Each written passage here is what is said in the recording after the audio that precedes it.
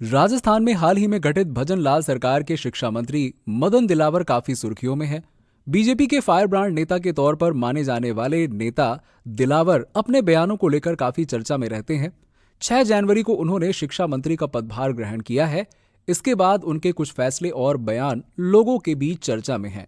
हाल ही में जयपुर में बीजेपी के विधायक बाल मुकुंदाचार्य की ओर से हिजाब को लेकर कथित रूप से बयान दिया गया था। इसको लेकर काफी बवाल मचा।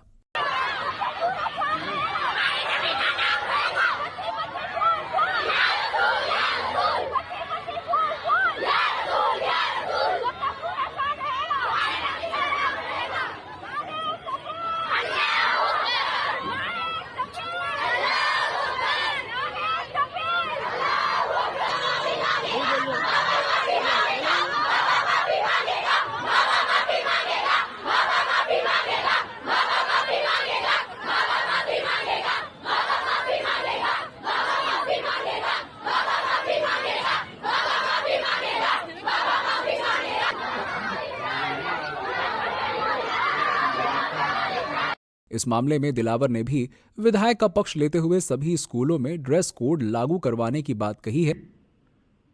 विद्यालयों में, सरकारी संस्थानों में सरकार के आदेश की पालना करनी होगी, क्योंकि जैसा सरकार ने अभी तक ड्रेस तक की हुई है, ड्रेस कोड होता है, उस ड्रेस कोड के हिसाब से ही वहाँ के छात्र छात्राओं को व्यवहार करना पड़ेगा, यानी पहन कर आना पड़ेगा। तो अब क्या इसके लिए आपने पाबंद कर रहे हैं, कोई निर्देश जारी कर रहे हैं कि ड्रेस कोड की पालना हो, जहाँ नहीं हो रही है? आदेश पहले से ही जारी है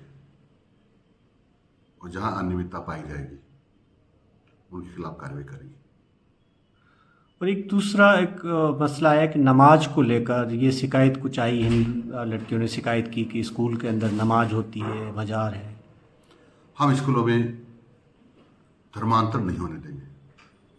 ये धर्मांतर की प्रक्रियाएं प्रारंभ की गई तो उसके खिलाफ कठोर से कठोर कार्रवाई करेंगे। क्या नमाज की इजाज़त नहीं होगी स्कूलों में? हम तो वहाँ पर जो हमारा सिलेबस। उन्होंने कहा जहां ड्रेस कोड लागू नहीं है उनके खिलाफ कार्रवाई की जाएगी। उन्होंने हिजाब को लेकर दूसरे राज्यों की भी रिपोर्ट मांगने की बात की है। शिक्षा मंत्री ने दिलावर से कहा सरकार महात्मा गांधी अंग्रेजी माध्यम स्कूलों को लेकर भी सवाल उठाए हैं। उन्होंने कहा कि इन स्कूलों का रिव्यू किया जाएगा, क्योंकि नई शिक्षा नीति में 1 से 5वीं कक्षा तक मातृभाषा में शिक्षा देने का प्रावधान किया गया है। वैसे भी जिन स्कूलों में पढ़ाने वाले टीचर ही नहीं है तो उनका कोई उपयोग ही नहीं है। हम अंग्रेजी के खिलाफ नहीं है, लेकिन हिंदी मातृभाषा है। ऐसे में स्कूलों में संसाधनों को देखते हुए कार्य किया जाएगा। शिक्षा मंत्री दिलावर ने स्कूली शिक्षा के पाठ्यक्रम के रिव्यू कराने की बात कही है।